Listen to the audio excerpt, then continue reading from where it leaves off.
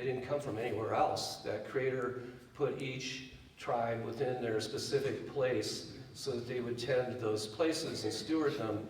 I'm raised as an archaeologist, so I'm not quite as creative in that point of view. And so for me, I look at beginnings when we have archaeological data that speaks of first things. And we know that people have been in the Americas since the Great Ice Age. That's a long time ago.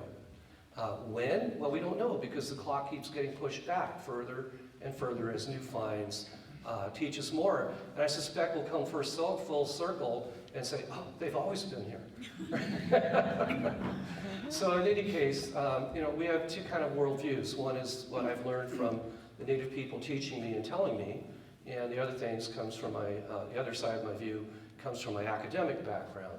And so somehow I have to weave both of those worldviews into my life and pursue that. So we're going to start with an overview. This is just a brief overview, maybe not so brief for you guys in the audience, but brief for me, because we're going to start in the beginning, just like a James Michener novel.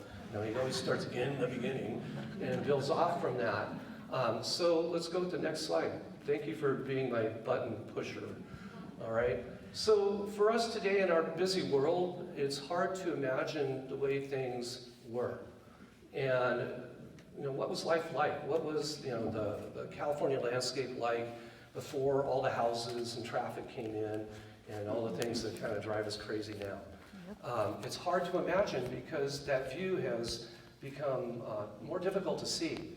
And yet, there's still a lot of old-time California out there if you know how to see it.